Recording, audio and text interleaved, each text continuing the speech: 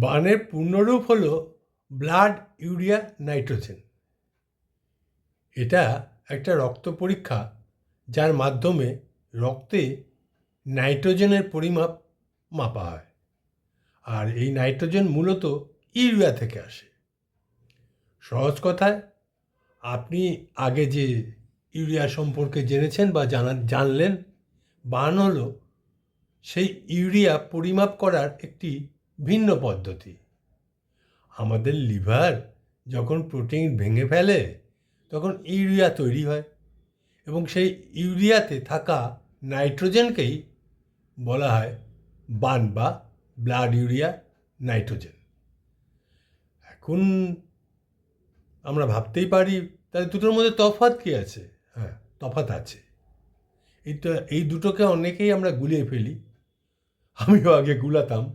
তবে বিষয়টি খুব সহজ। ইউরিয়া হলো একটি পুরো বর্জ্য পদার্থের নাম, আর বান হলো এই ইউরিয়ার ভেতরে থাকা শুধুমাত্র নাইট্রোজেন অংশের পরিমাপ নির্দেশ করে।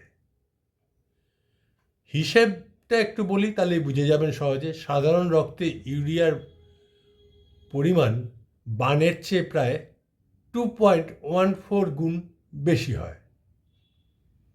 ডাক্তাররা কিডনির অবস্থা আরও নিখুঁতভাবে বোঝার জন্য অনেক সময় বান পরীক্ষার পরামর্শ দেয়।